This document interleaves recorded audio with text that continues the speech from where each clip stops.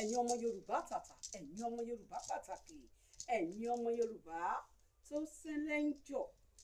Ohun tí mo mú wá sí etí ìgbọ́ràn wa àti ojú ìwòran wa lọ́sàn-án yìí, òun náà ni ìtàn ìṣẹ̀dálẹ̀ Yorùbá. Odùduwà tó jẹ́ bàbá Yorùbá, ìlú Mẹ́kà ló ń gbé tẹ́lẹ̀tẹ́lẹ̀. Ẹ̀sìn bọ̀rìṣà yìí ló dẹ̀ ń bọ. Wọn tiẹ̀ tí kó ẹ̀sìn mùsùlùmí kankan délùú Mẹ́kà. Lámúrúdù tó jẹ́ ọba ìlú Mẹ́kà, òun ni bàbá Odùduwà. Ẹ̀sìn bọ̀rìṣà yìí náà ni wọ́n jọ ń bọ. Kó tó di pé ó wá bí Buraimọ̀. Wọ́n ti wá kó ẹ̀sìn mùsùlùmí wọ ìlú Mẹ́kà. Buraimọ̀ ló wá jẹ́ adarí àwọn ẹlẹ́sìn mùsùlùmí yìí. Òun àti àwọn ẹlẹ́sìn mùsùlùmí yìí wọ́n wá gbógun ti àwọn tó ń ṣe ẹ̀sìn bọ̀rìṣà yìí. Wàhálà yìí pọ̀ dé gan-an, ó pọ̀ tó bẹ́ẹ̀ gẹ́ débi wípé Lámúrúdù tí ó jẹ́ bàbá Odùduwà, tí ó jẹ́ ọba ìlú Mẹ́kà nígbà yẹn lọ́hùn, inú rògbòdìyàn yẹn ló kú sí.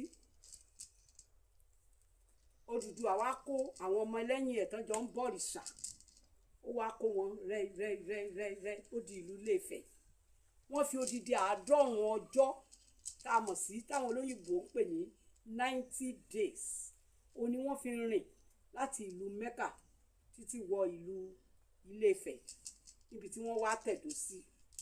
Nígbà tó dé ìlú Ilé-Ifẹ̀, ó bá Àgbọnmìrègún bàbá Ifá. Ifá ni Àgbọnmìrègún ló ń bọ. Odùduwà àti àwọn ọmọlẹ́yìn ẹ̀ wọ́n wá darapọ̀ mọ́ Àgbọnmìrègún yìí. Odùduwà wá tẹ̀dó sí ìlú Ilé-Ifẹ̀.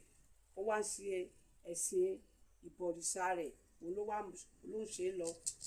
Ó wá bí ẹyọ ọmọ kan péré tí a mọ̀ sí Ọ̀kànbí. Idẹ ò ṣe é rọkọ́. Ọ̀kànbí yìí òun náà wá bí ọmọ 7. Ẹ jẹ́ mẹ́nu dúró náà. Nítorí ìdí èyí, gbogbo ibi tẹ́ bá ti rí fídíò Culture by Ade Anade, ẹ like, ẹ comment, ẹ follow. Paríparí ẹ share iṣẹ́ wa kó gòkè. Ṣé rí ọwọ́ ẹni tí iṣẹ́ wa tó bá ti gun òkè ní agbára Elédùwà, ayé ẹni náà ó máa gòkè. Ẹni náà ò dẹ̀ ní ó lè jábọ́ lágbára Elédùwà. Ẹ ṣé púpọ̀.